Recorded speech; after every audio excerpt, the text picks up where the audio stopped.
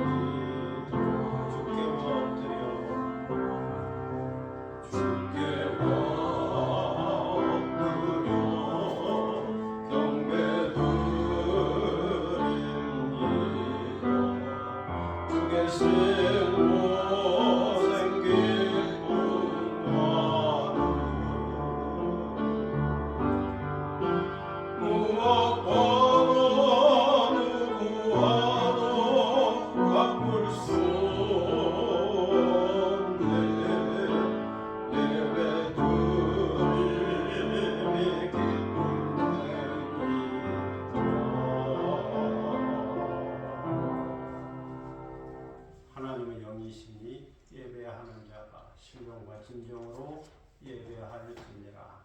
아멘.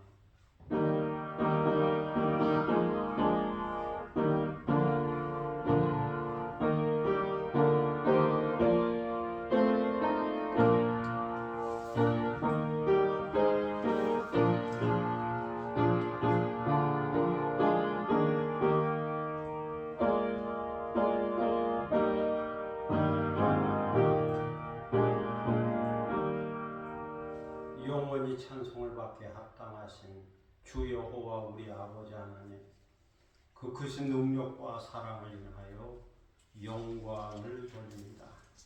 죄와 사망에서 우리를 건지신 주 예수 그리스도의 구속의 은총을 길이길이 찬양하고, 오늘도 우리와 함께 하시며 날마다 새롭게 하시는 성령의 교통하심을 인하여 찬송을 부릅니다. 성부 성자 성령께 세세 무궁토록 영광이 있을지어다.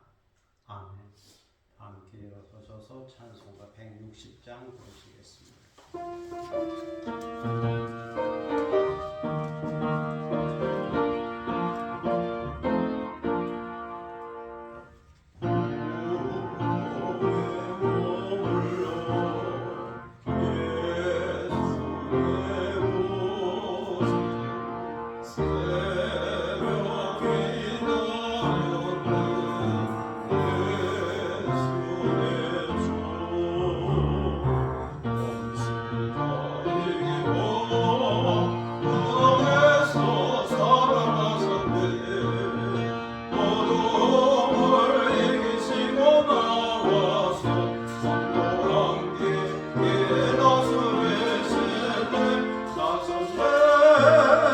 사성내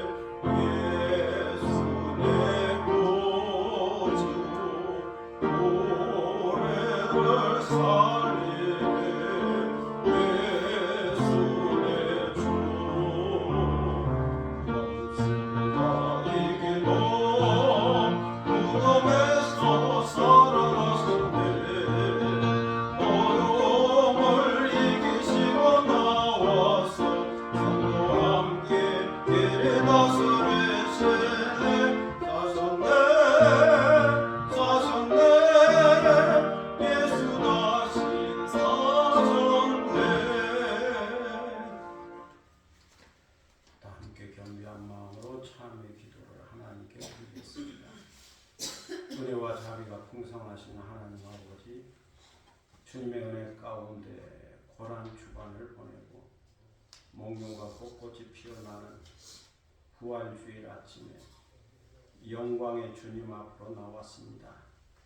이 시간 죄의 노예로 불안 가운데 살다가 죽을 수밖에 없는 저희를 구원하기 위하여 이 땅에 오시고 고난의 십자가를 지시고 죽으신 다음에 사망 권세를 이기시고 다시 살아나신 주님께 영광의 찬송을 드립니다. 저희를 예정하시고 부르시고 의롭게 하시고 거룩하게 하시고 영화롭게 하신 하나님의 그 위대하고 놀라운 능력과 지혜와 사랑을 깊이 묵상하며 감사를 드립니다. 하나님 아버지, 저희는 이 엄청나고 놀라운 부활의 사건 앞에서 감격 없는 죄인으로 살 때가 많았음을 고백합니다. 주님께서 부활을 통하여 기쁨과 평안과 소망과 용기와 생명을 저희에게 주셨습니다.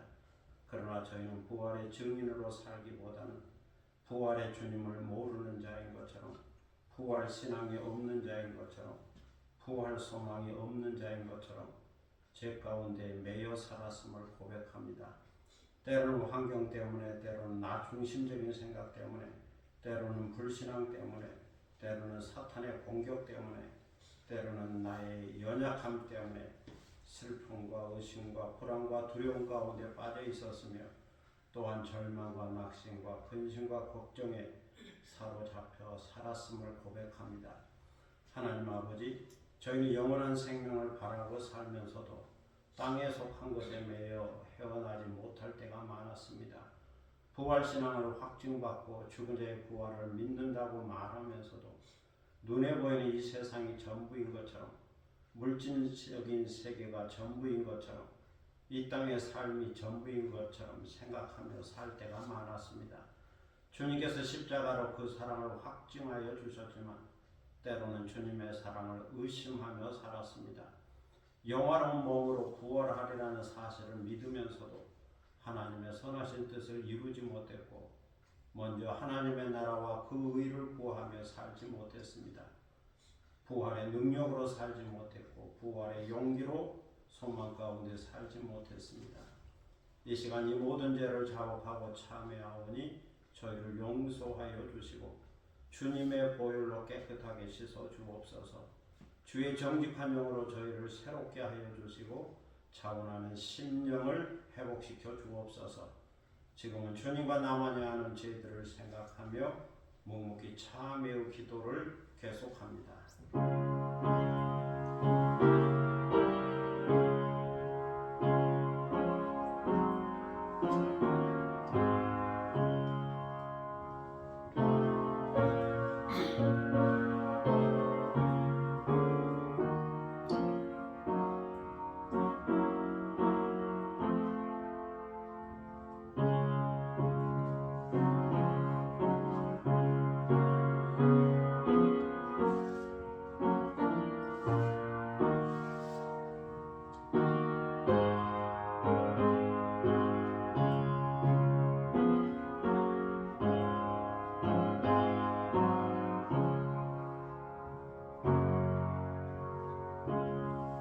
그의 죽으심은 죄에 대하여 단번에 죽으시며 그의 살으심은 하나님께 대하여 살으심이니, 이와 같이 너희도 너희 자신을 죄에 대하여는 죽은 자요 그리스도 예수 안에서 하나님을 대하여는 산 자로 여길지어다. 그러므로 그리스도 안에 있는 자는 결코 정죄함이 없느니라. 아멘. 사도신경으로 우리의 신앙을 함께 고백하겠습니다. 전능하사 천지를 만드신 하나님 아버지를 내가 믿사오며 그의 아들 우리 주 예수 그리스도를 믿사오니, 이는 성령으로 잉태하사 동정녀 마리아에게 나시고 본디오 빌라도에게 고난을 받으사 십자가에 못 박혀 죽으시고 장사한 지 사흘 만에 죽은 자 가운데서 다시 살아나시며 하늘에 오르사 전능하신 하나님 우편에 앉아 계시다가 저리로서 산자와 죽은 자를 심판하러 오시리라. 성령을 믿사오며 거룩한 공예와 성도가 서로 교통하는 것과 죄를 사하여 주시는 것과 몸이 다시 사는 것과 영원히 사는 것을 믿사옵나이다. 아멘. 가운데 자리에 앉으시겠습니다. 성시교독 133번입니다.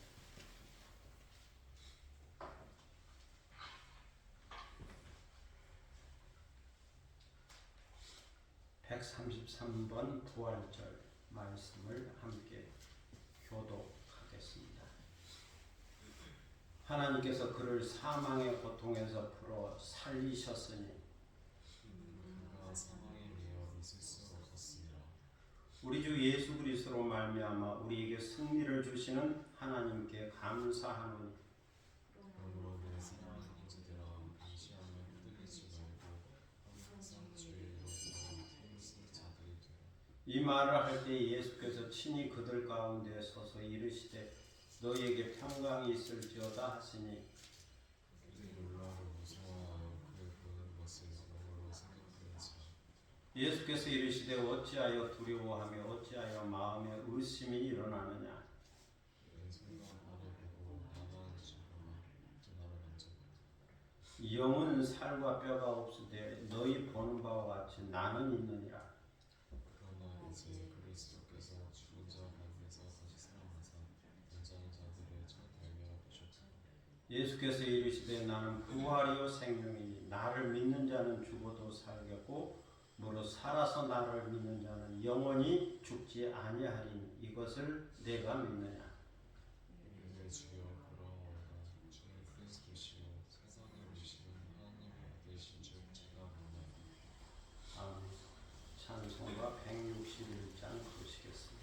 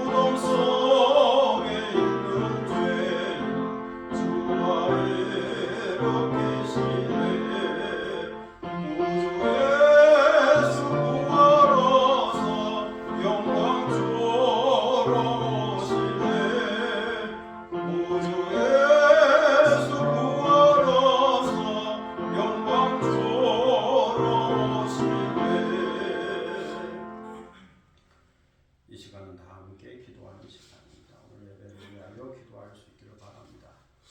부활주의를 맞이하여 하나님께 영광을 올려드리고 또 부활의 기쁨을 간직하고 경건한 예배를 드리는 시간 되기를 위하여 기도할 수 있기를 바랍니다. 교회와 나라와 민족과 선교를 위해서 중보기도 하시고 또 개인적인 기도 제목이 있을 겁니다. 가정과 자녀들과 일터와 산업과 기업과 하는 일들과 계획과 비전 가운데 주의 도우심과 인도하심과 함께 하심과 또 성취하시는 은혜가 있기를 위하여 기도하겠습니다. 자기 목소리가 자기 귀에 들릴 정도로 조용히 소리내어 함께 기도하겠습니다.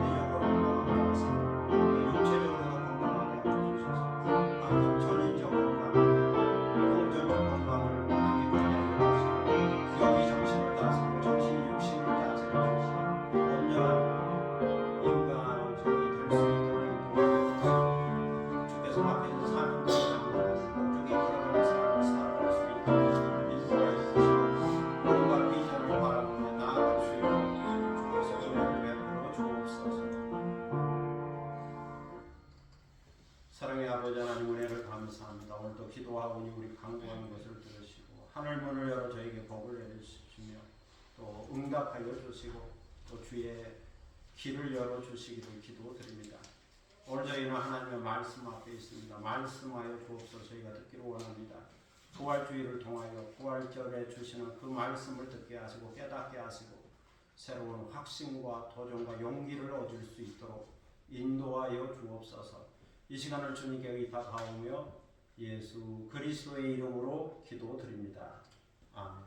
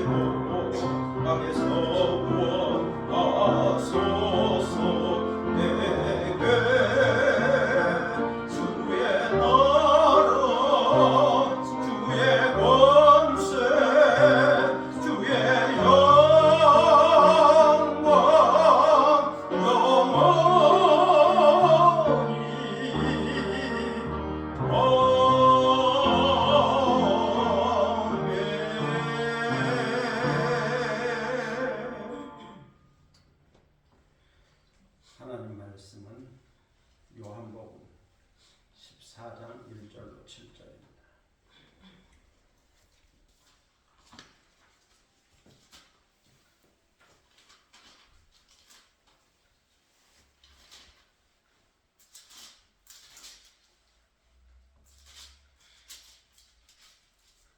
요한복음 14장 1절로 7절입니다.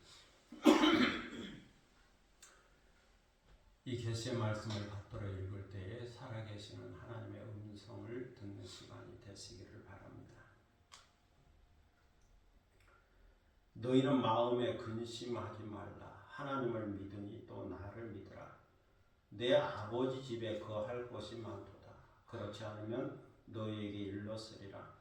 내가 너희를 위하여 거처를 예비하러 가노니 가서 너희를 위하여 거처를 예비하면 내가 다시 와서 너희를 내게로 영접하여 나 있는 곳에 너희도 있게 하리라.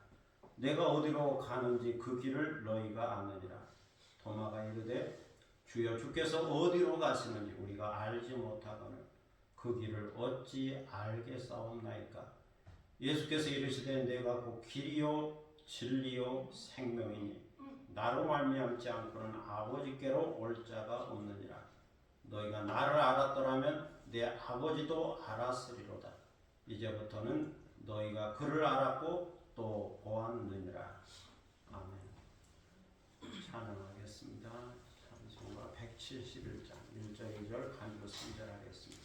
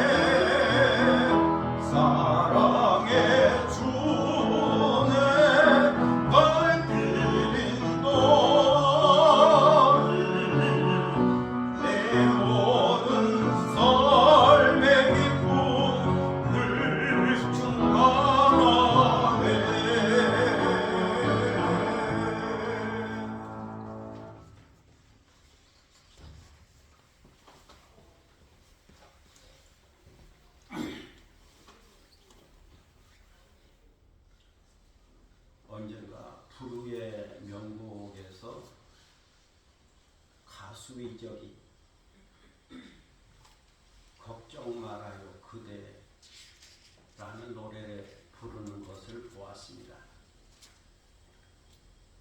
TV를 보고 있는데 그 노래를 들으면서 어떤 여인은 위로를 받았는지 눈물을 흘리고 있었습니다. 어쩌면 노래가 주는 감동이 있었겠지요. 카메라가 그것을 잡아서 보여주었습니다. 그대여 아무 걱정하지 말아요. 우리 함께 노래합시다. 그대 아픈 기억들 모두 그대여 그대 가슴에 깊이 묻어버리고 지나간 것은 지나간 대로 그런 의미가 있죠. 떠난 이에게 노래하세요. 후회 없이 사랑했노라 말해요. 이런 노래입니다. 그대여 아무 걱정하지 말아요. 우리 함께 노래합시다. 그대 아픈 기억들 모두 그대여 그대 가슴에 깊이 묻어버리고 지나간 것은 지나간 대로 그런 의미가 있죠. 떠난 이에게 노래하세요. 후회 없이 사랑했노라 말해요. 그대는 너무 힘든 일이 많았죠. 새로움을 잃어버렸죠. 그대 슬픈 얘기들 모두 그대여 그대 탓으로 훌훌 털어버리고 지나간 것은 지나간 대로 그런 의미가 있죠. 우리 다 함께 노래합시다. 후회 없이 꿈을 꾸었다 말해요.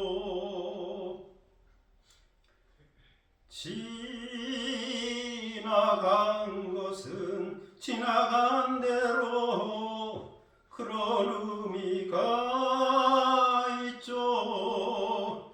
우리 다 함께 노래합시다. 후회 없이 꿈을 꾸었다 말해요. 새로운 꿈을 꾸겠다 말해요. 이런 노래인데 많은 사람들이 감동받는 것을 보았습니다. 영국의 역사학자요 설교가요 또 선교사인 토마스 뮬러는 모든 사람의 마음 속에는 그 나름의 근심이 있다라고 말했습니다. 사람들의 마음 속에 그 나름의 근심이 있다. 그런데 여기에 더하여 영국의 대문호 셰익스피어는 근심은 생명의 적이라고까지 말했습니다. 근심은 생명의 적이다. 생명을 해치고 생명을 잃게 만든다는 말이죠. 이처럼 근심이나 걱정이나 염려는 사람의 건강을 해치고 생명을 해치고 더 나아가서는 행복한 삶을 해친다는 겁니다. 근심과 걱정과 염려는 비슷한 말인데도 약간의 차이가 있죠. 근심이란 해결되지 않은 문제 때문에 괴로워하는 마음의 상태를 말합니다. 어떤 문제를 해결하려고 노력하는데 그 일이 잘 안 되어서 속이 타고 우울해지는 거죠. 문제 해결의 능력이 부족하여 찾아오는 내적 불안이 있는데 그것을 근심이라고 말합니다. 이것은 바람 때문에 방향을 잡지 못하고 요동치는 파도처럼 이리저리 방황하는 마음이고 흔들리는 마음이죠. 목적을 잃어버리고 의미를 잃어버린 마음, 방향 감각과 초점을 상실한 마음이다. 근심입니다. 다음으로 걱정은 미래의 불확실한 상황으로 인하여 불안한 상태이죠. 불안한 심리적 상태. 그래서 안심이 안 되고 마음에 평안이 없습니다.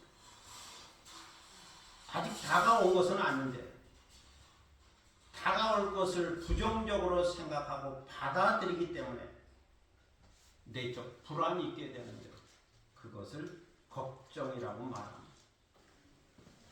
마지막으로 염려는 마음속으로 잘못될까 봐 우려하거나 자꾸 신경 쓰는 것을 말합니다. 뭔가 잘못될 것 같은 느낌이 있어서 자꾸 마음이 쓰이고 신경이 쓰이고 불안한 것이 염려라는 겁니다. 정리해보면 지금 직면한 어떤 문제나 어떤 미래적 상황에 대하여 그것을 해결할 수 있는 능력이나 지혜가 없는 거죠. 여기에다가 미래는 더욱 불확실성으로 다가오고 있는 거죠. 그래서 불안하고 두렵고 무섭고 우울이라는 심리적 상태에서 근심, 걱정, 염려가 있게 됩니다.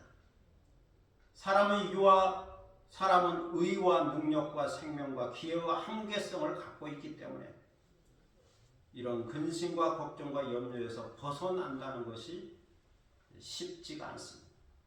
그래서 토마스 필로가 말한 것처럼 사람의 마음 속에는 그 나름의 근심이 있게 되는 겁니다. 오늘 성경 1절에 보면 예수님은 말씀합니다. 너희는 마음에 근심하지 말라.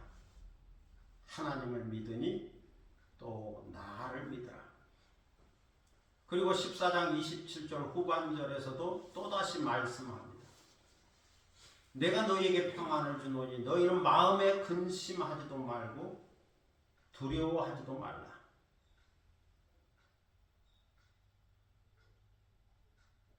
오늘 본문에서 이 말씀을 우리가 다루고 있지만 성경 여러 곳에서 너희는 근심하지 말라, 너희는 걱정하지 말라, 너희는 염려하지 말라 반복해서 말씀하고 있습니다. 예수님은 세종 목요일에 제자들의 발을 씻기시면서 나는 떠난다. 나는 하나님 아버지로부터 이 세상에 왔으니 다시 하나님 아버지에게로 돌아간다. 너희는 내가 가는 곳에 지금은 따라올 수 없지만 후에는 따라오게 될 거다. 나는 곧 별세하게 될 거다. 이런 말씀을 하셨습니다. 그러니까 제자들이 근심했죠. 걱정했죠. 불안했죠. 염려했죠.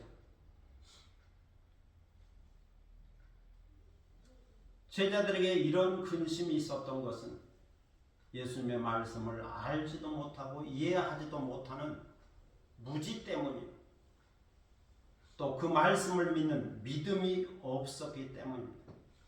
믿음의 부재, 불신은 믿음이 없어서 주님을 알지도 못하고 주님의 말씀을 이해하지도 못하고 그것을 믿는 믿음도 없어서 이렇게 근심하고 걱정하게 된 거죠. 예수님은 자신의 고난과 십자가 그리고 죽음과 부활을 말씀하셨습니다. 인자의 영광을 말씀하셨죠. 나는 아버지께로 간다라고 반복해서 말씀하셨습니다. 그러면서 예수님은 여기에 나를 팔 자도 있고 나를 부인할 자도 있고 나에게서 도망칠 자도 있다라고 말씀하셨죠. 그런데 제자들은 지금 예수님께서 하고 계신 그 말씀의 의미를 몰랐고 그 가는 것도 몰랐고 그 가는 길도 모르고 있었습니다. 아는 게 없습니다. 3년 동안 제자 훈련을 받았는데 이 마지막 순간에 귀중한 말을 하고 있는데 그것을 깨닫지 못하고 있습니다. 그것은 제자들이 그리스도의 고난과 부활을 믿지 못했고 죽은 자를 다시 살리시는 하나님의 능력을 믿지 못했기 때문이죠. 그들의 인생을 살면서 한 번도 경험해보지 못한 부활 사건이었기 때문에 예수님의 부활을 이야기해도 다시 살 거라고 이야기해도 그것을 경험적으로 믿지를 못했습니다. 이 모든 것을 아시고 예수님께서 제자들에게 말씀하신 거죠. 너희는 마음에 근심하지 말라. 하나님을 믿으니 또 나를 믿으라. 전지전능하신 창조주 하나님을 믿고 그의 아들 나를 믿으라. 나를 통해서 하나님을 알고 나를 통해서 하나님을 믿으라. 그리고 나의 말을 믿고 나의 약속을 믿고 나의 인격을 믿고 내가 행한 그 일을 믿으라고 말씀하셨습니다. 지금 예수님의 인자의 권한과 영광의 길을 가시면서 이 말씀을 하고 있습니다. 십자가의 길 바로 앞에서 이 말씀을 하고 있습니다. 그런데 주님이 지신 십자가에는 하나님의 계시가 있었던 거죠. 사도 바울은 고린도에 보낸 서신에서 십자가의 도를 이렇게 가르쳐 주고 있습니다. 십자가에는 이런 의미가 담겨져 있다. 첫째로 십자가에는 하나님의 위대한 능력이 계시되어 있습니다. 여기서의 능력은 폭군적인 능력이 아니죠. 때려 부수는 능력이 아니죠. 파괴적인 능력이 아니죠. 십자가에서 한 사람 예수 그리스도를 버리시고 그 대신 우리를 구원하기로 선택하신 하나님의 놀라운 능력입니다. 한 사람 예수 그리스도를 십자가에서 희생시키고 그 대신 우리에게 구원과 생명을 주시려고 하는 하나님의 위대한 능력이라는 거죠. 그래서 십자가를 바라볼 때 우리는 하나님의 위대한 능력을 생각하게 됩니다. 둘째로 십자가에는 하나님의 놀라운 지혜가 계시되어 있죠. 우리가 이해할 수도 없고 상상할 수도 없는 놀라운 하나님의 지혜와 경륜과 뜻이 담겨져 있습니다. 하나님은 십자가를 통하여 우리의 길을 인도하고 계시죠. 하나님은 십자가를 통하여 우리에게 선한 길, 의의 길, 구원의 길을 가르쳐주고 계시죠. 기다림과 인내의 길을 가르쳐주고 계시죠. 하나님의 선하신 뜻을 가르쳐주고 있는 겁니다. 그래야 하나님에게로 나아가도록 회개하여 천국으로 나아가도록 영원한 안식에로 들어가도록 인도하여 주는 겁니다. 십자가를 통하여 인도하는 거죠. 셋째로 십자가에는 하나님의 어마어마한 사랑이 계시되어 있습니다. 하늘보다 높고 바다보다 깊은 하나님의 사랑이 나타나 있다. 하나님의 사랑이 어떤 것인지를 구체적으로 보여준 사건이 바로 십자가 사건입니다. 사도 바울은 로마서 5장 8절에서 이렇게 말씀하죠. 우리가 아직 죄인 되었을 때에 그리스도께서 우리를 위하여 죽으심으로 하나님께서 우리에 대한 자기의 사랑을 확증하셨느니라. 하나님께서 십자가를 통하여 우리를 얼마나 사랑하고 계시는가를 보여주시고 확증해 주셨다는 겁니다.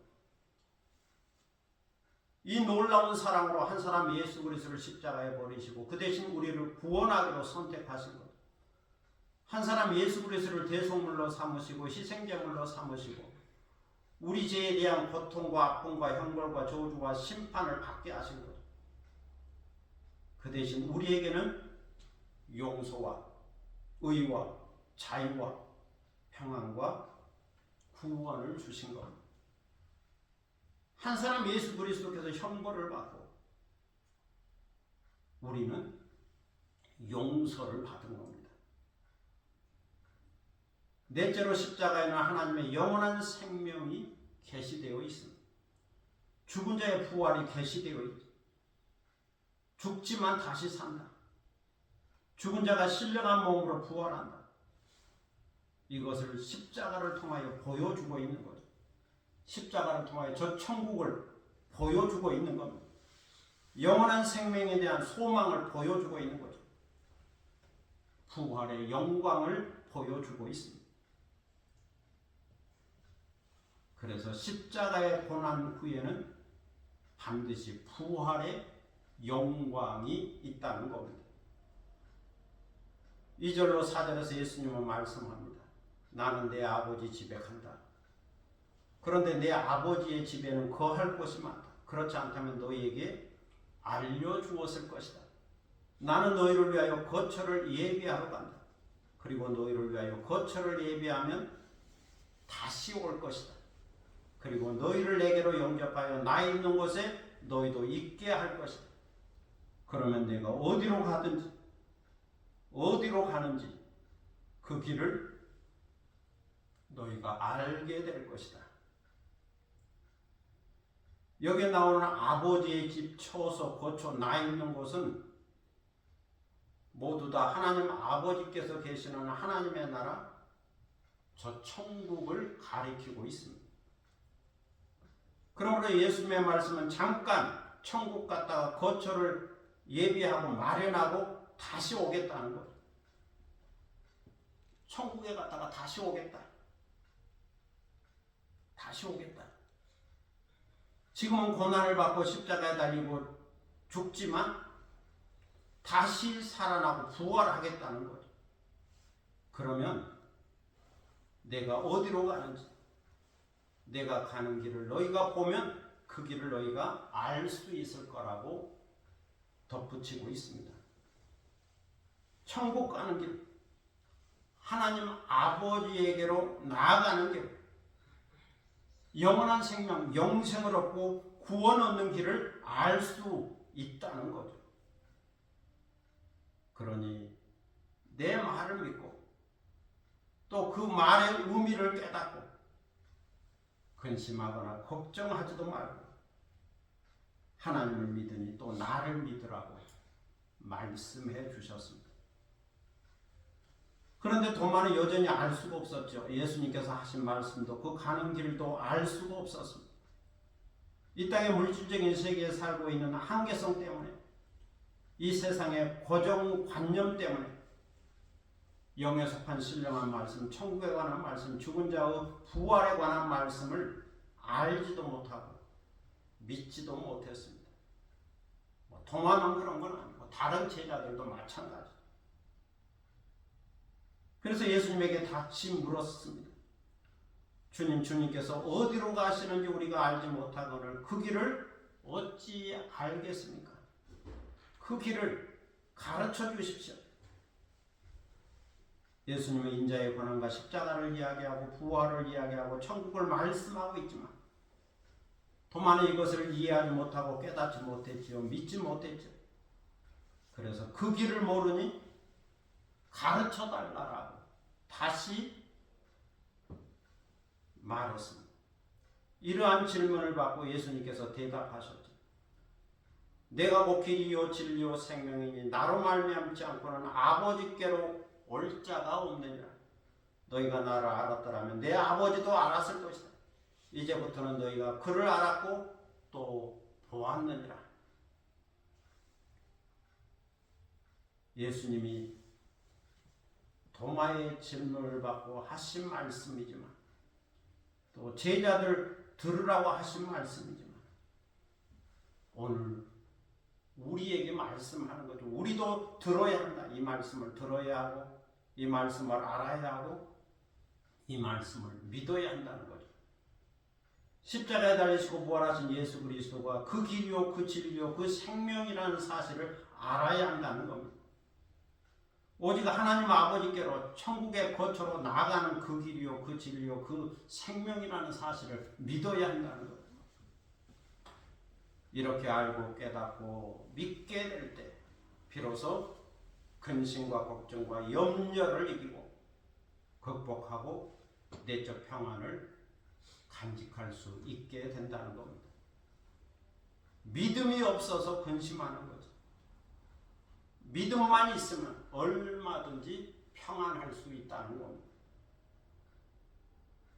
예수님은 하나님 아버지께로 가면서 제자들에게 너희는 기도하라, 너희는 서로 사랑하라 말씀하셨습니다.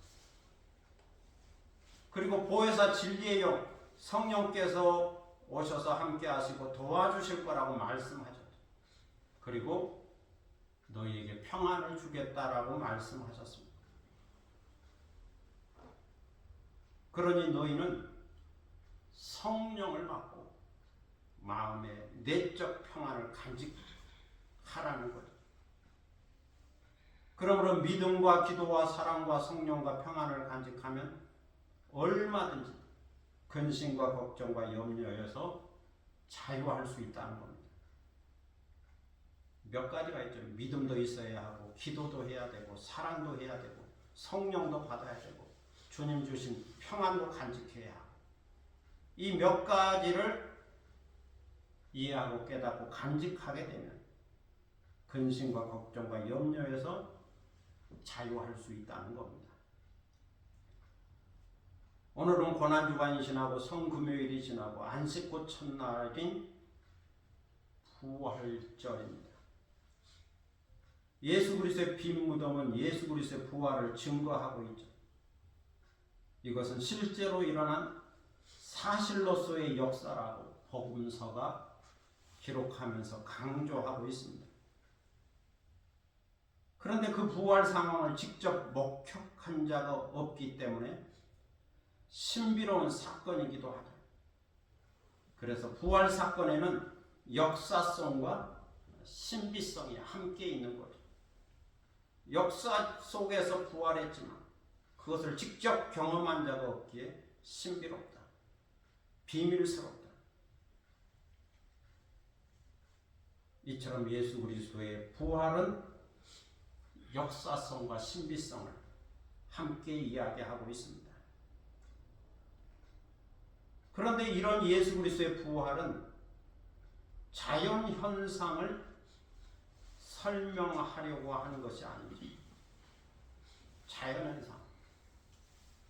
겨울이 지나면 봄이 되고 봄이 지나면 여름이 되고 여름이 지나면 가을이 되고 가을이 지나면 겨울이 되고 반복되는데 그런 자연의 현상처럼 계절이 바뀌는 자연의 현상처럼 일어난 사건으로 말하고 있는 것은 아니다. 그리스도의 부활은 자연의 현상, 계절의 변화를 설명하는 것이 아니라는 것. 또 영혼불멸이라는 헬라의 철학을 주장하는 것도 아니라는 것. 영혼불멸. 영혼은 멸해지지 않는다. 영혼은 계속 산다. 육은 죽어서 썩어 없어지지만 영혼은 멸해지지 않는다. 헬라 철학 이원론인데 그것을 설명하는 내용도 아니라는 거죠. 영혼불멸도 아니다. 그래서 옛 생명의 회생도 아니다. 특별히 불교나 힌두교에서 가르치고 있는 윤회도 아니다. 돌고 도는 윤회도 아니다. 예수 그리스도의 부활은 구속사적인 사건이며 참 생명, 영원한 생명을 설명해주는 사건이죠. 부활의 첫 열매가 되어서 또 다른 부활의 열매를 설명해주는 겁니다. 믿는 자에게 약속한 새 언약의 증거인 거죠. 죽은 자의 부활이 가능하다는 것을 보여주고 있는 겁니다. 나무의 열매가 하나 맺히면 그 다음에 다른 열매가 맺히는 것처럼 예수님이 부활의 첫 열매이니까 다른 부활의 열매도 맺히는 거죠. 그것이 죽은 자의 부활인데 그 죽은 자의 부활을 설명해주고 있고 보여주고 있는 거죠. 그러므로 이제는 누구든지 그리스도의 부활을 믿게 된다면 근심은 평안으로, 슬픔은 기쁨으로, 절망은 소망으로, 어두움은 빛으로, 미움은 사랑으로, 상한 감정은 치유로, 포로된 자는 자유로 변화될 겁니다. 바로 이것이 부활신앙, 부활생명, 부활소망, 부활의 능력을 간직한 그리스도인의 모습이요, 자세요, 태도요, 신앙 고백이라고 말할 수 있습니다. 오늘도 이렇게 깨닫고 길이요 진리요 생명 되신 예수 그리스도를 믿고 죽은 자 가운데서 부활하신 예수 그리스도 안에서 보혜사 성령을 통하여 부활의 믿음과 생명과 소망과 능력을 간직하고 사랑과 기쁨과 평안으로 충만한 여러분이 되시기를 축복합니다. 기도하겠습니다. 너희는 근심하지 말라. 너희는 마음에 근심하지 말라. 걱정하지도 말라. 염려도 하지 말라. 오늘 주님께서 말씀하고 계십니다. 세상을 살다 보면 근심될 만한 일도 있고 걱정될 만한 일도 있고 염려될 만한 일도 있지만 그래도 하나님을 믿고 나를 믿으면 이 근심을 극복할 수 있다. 오늘 부활절을 맞이하여 이 말씀을 다시 한번 깨닫고 확증을 얻는 저희들이 되게 하여 주시고 예수님께서 계속 말씀하신 것처럼 기도하면서 또 사랑하면서 성령을 받으면서 주님이 주신 평안을 간직하면서 우리에게 다가오는 그 많은 불확실한 위협과 위험 앞에서 근심과 걱정과 염려를 떨쳐버리고 참 기쁨, 참 평안, 참 행복을 간직하며 살 수 있게 하시고 예수님께서 죽은 자의 부활을 말씀하시고 친히 보여주셨으니 첫 열매가 되셨으니 우리도 그것을 믿고 죽은 자의 부활을 믿고 신령한 몸의 변화를 믿고 오늘을 살아가는 저희들이 되게 하여 주옵소서. 내가 곧 길이요 진리요 생명이라 말씀하셨사오니 예수 그리스도의 그 길 되시고 진리 되시고 생명 되신 말씀을 의지하여 하나님 아버지에게로 나아가고 저 천국에로 나아가고 영원한 본향, 영원한 생명, 구원에로 나아가는 저희들이 되도록 인도하여 주옵소서. 감사드리며 예수 그리스도의 이름으로 기도드립니다. 아멘. 찬송가 164장 부르시겠습니다.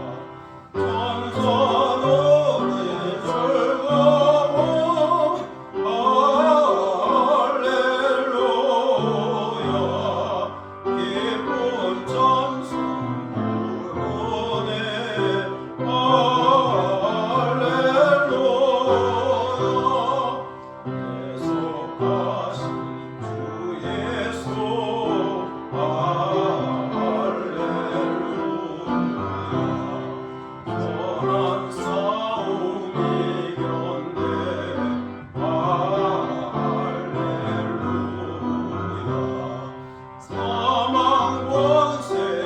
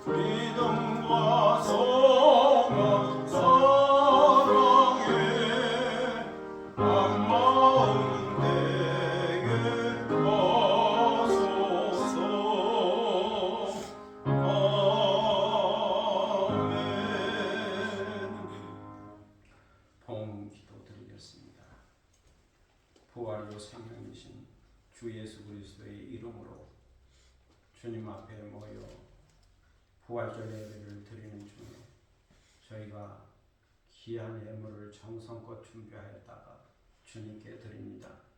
주일원금도 드리고 11조원금도 드리고 그리고 부활절 감사 헌금도 드립니다. 우리 마음의 뜻과 정성을 모아 이 예물을 드리오니 주여 받으시고 허명하여 주시며 주님께 올려진 향기로운 예물이 되게 하여 주옵소서. 오늘 우리가 드린 부활절 예배를 더욱더 가치 있게 값있게 하는 의미 있게 하는 예물이 되고 우리 예배를 더욱더 풍성하게 하는 예물이 되게 하여 주옵소서. 주께서 이 예물에 성령의 기름을 부어주시고 드린 손길에 성령의 기름을 부어주셔서 주의 복이 흘러 넘치게 하여 주시고 신령한 복과 또 이 땅의 복을 더하시고 언제나 풍성함과 넉넉함과 여유로움과 그리고 부활의 기쁨과 평안과 감격과 감사와 충만함으로 살 수 있도록 은혜의 은혜를 더하여 주옵소서. 감사드리며 예수 그리스도의 이름으로 봉헌기도 드립니다. 아멘. 자리에 앉으시겠습니다.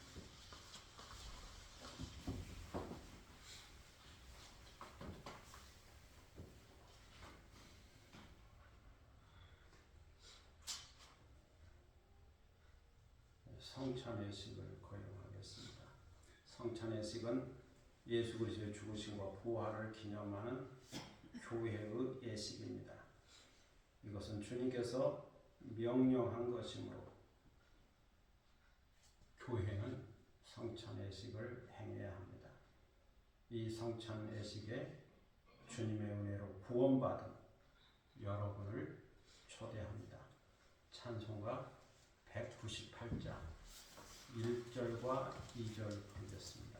198장 1절과 2절 부르시겠습니다. 찬송 부를 때 이은경 원사님 성찬절과 함께 높여주시기 바랍니다.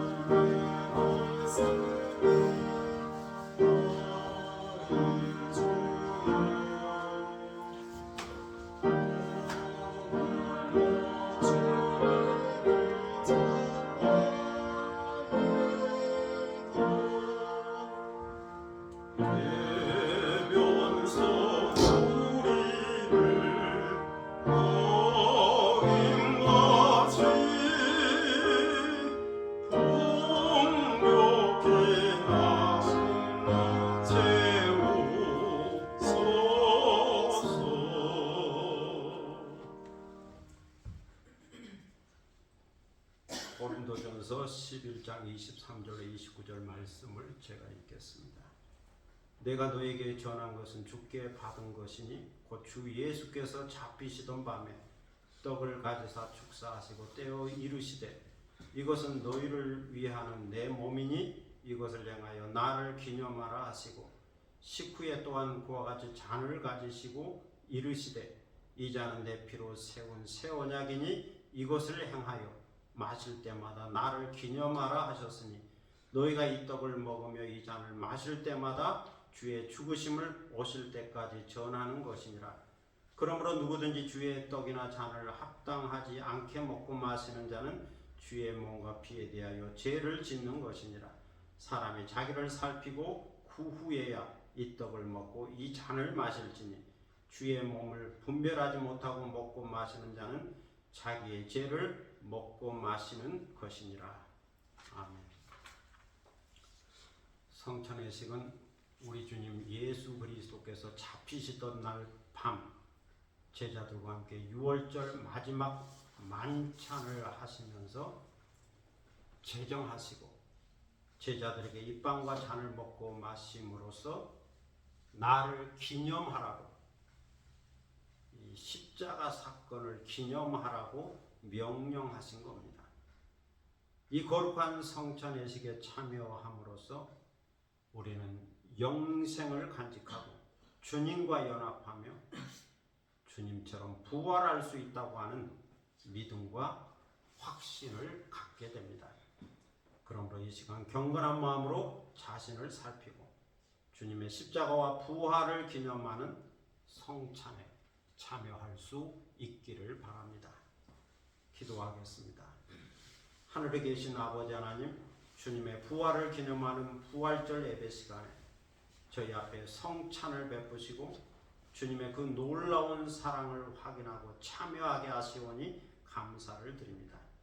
오늘 저희는 두렵고 떨리는 마음으로 주님의 살과 피를 재현하는 귀한 성찬을 받으려고 합니다. 성령께서 이 성찬에 임재하시어 거룩하게 하시고 주님의 살과 피를 깨닫고 경험하는 소중한 시간이 되도록 인도하여 주옵소서. 그래서 이 성찬이 저희에게 영생의 떡과 구원의 잔이 되게 하시고 주님과 연합하는 신령한 시간이 되게 하시며 주님의 은혜와 평강이 강같이 흐르는 시간이 되도록 인도하여 주옵소서. 우리 죄를 위하여 죽으시고 다시 살아나신 예수 그리스도의 이름으로 기도드립니다. 아멘.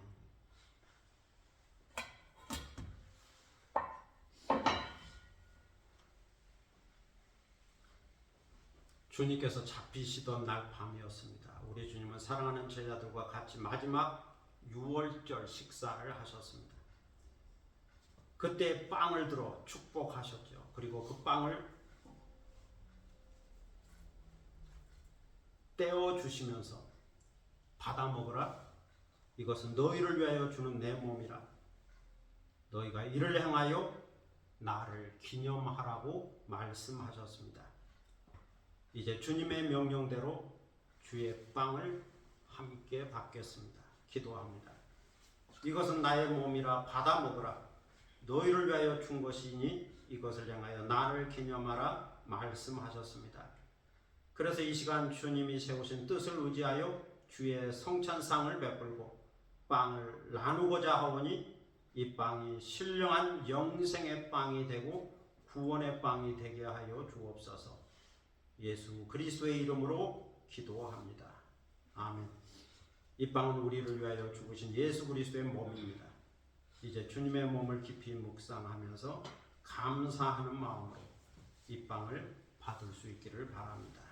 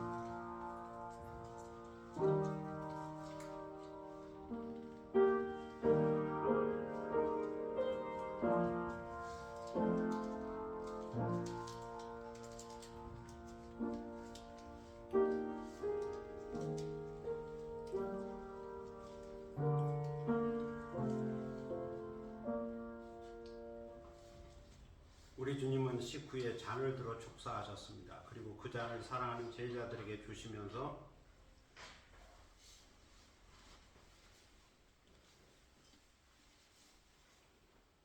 이 잔은 제 사함을 얻게 하려고 많은 사람을 위하여 흘리는 바 나의 피라. 이것은 나의 피로 세운 새 언약이니 이것을 향하여 마실 때마다 나를 기념하라고 말씀하셨습니다. 이제 주님의 명령대로 주의 잔을 함께 받겠습니다. 기도하겠습니다.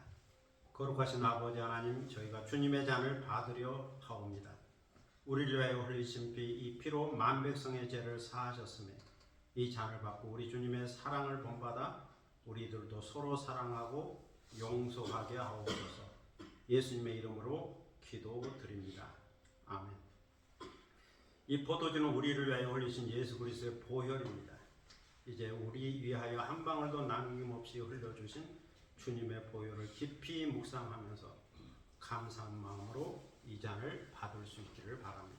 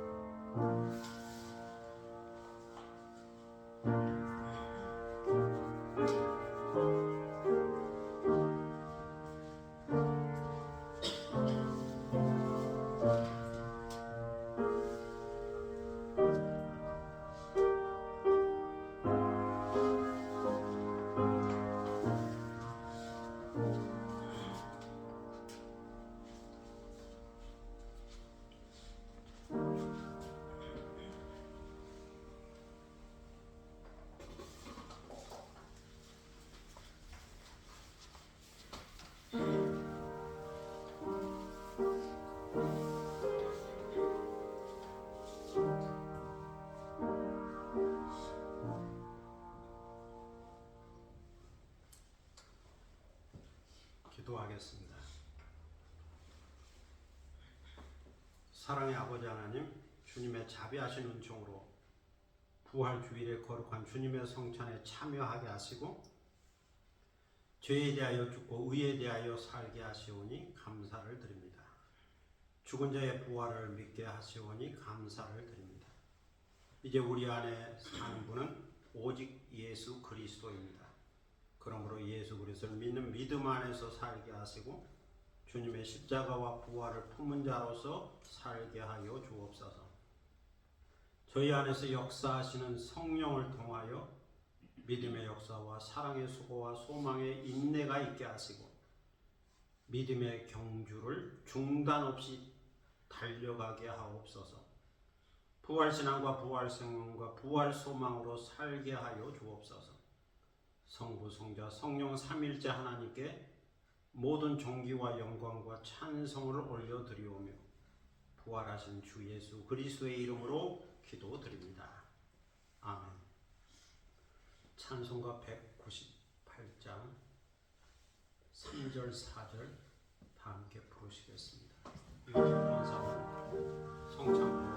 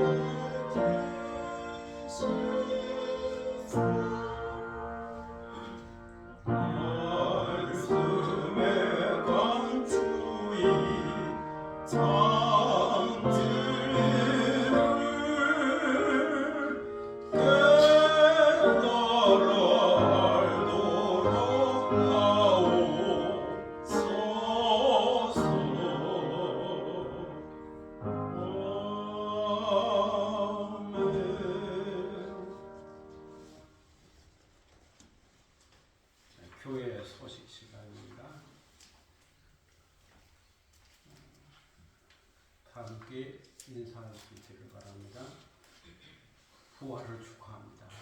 부활을 감사합니다. 오늘은 부활주일입니다. 부활의 기쁨과 소망과 평안과 생명과 영광이 항상 함께 하시기를 바랍니다. 또 항상 기뻐하고 쉬지 말고 기도하고 범사에 감사하는 성도들이 될 수 있기를 바랍니다. 부활의 기쁨과 평안을 간직하고 살 수 있기를 바랍니다. 다른 내용은 주보를 참고하시고 시한편 낭송하겠습니다.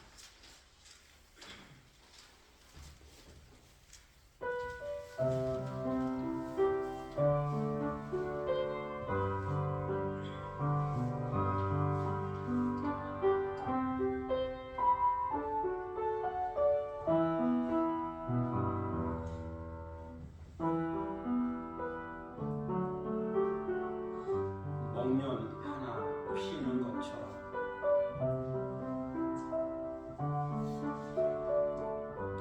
봄빛으로 물보던 나무에 연꽃이 피어난다. 기다림, 고귀한 사랑, 아름다운 백목련으로 그리움, 존경의 마음, 은혜로운 자목련으로 죽은 나무 십자가에 못 박힌 주님에게서 장밋빛 피가 흐른다. 묵묵히 세상 죄를 지고 가는 어린 양의 이름으로 아침의 노을보다 석양의 노을보다 더 진한 진홍빛 사랑으로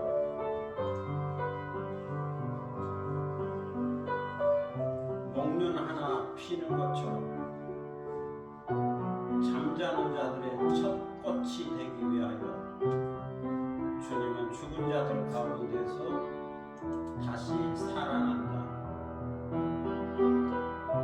무덤이 열리니 슬픔은 기쁨으로, 절망은 소망으로, 의심은 믿음으로, 두려움은 평강으로, 사망 권세를 이긴 부활의 영광으로. 감사합니다. 이제 다 함께 일어서서 찬송가 165장 부르시겠습니다.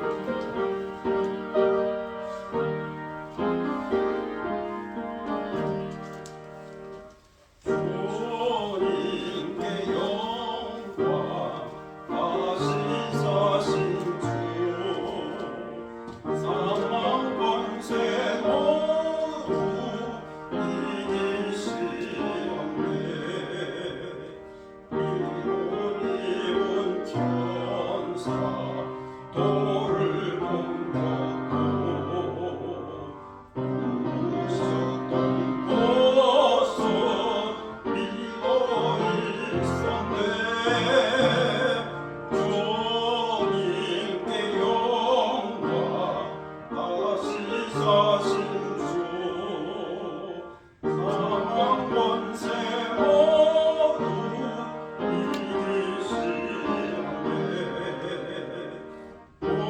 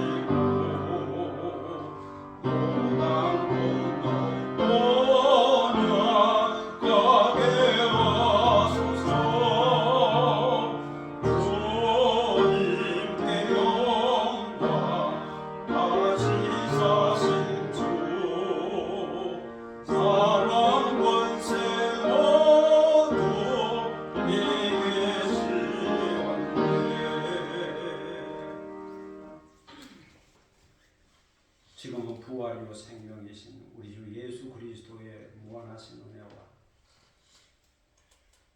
십자가를 통하여 그 놀라운 사랑을 보여주신 아버지 하나님의 극진하신 사랑과 보혜사 성령의 감동 감화와 또 교통하심과 충만케 하심이 부활주의를 맞이하여 주님의 부활을 다시 한번 또다시 생각하고 너희는 마음에 근심하지 말라 그 말씀을 기억하고 하나님을 믿고 예수님을 믿는 가운데 모든 근심을 떨쳐버리고 부활 생명으로 부활의 능력으로 부활의 소망으로 부활의 영광으로 거듭나 믿음의 경주를 계속하기 원하는 사랑하는 모든 믿음의 권속들을 머리 위에와 그리고 이 교회 위에 지금부터 영원토록 함께 하시기를 간절히 축원하옵나이다.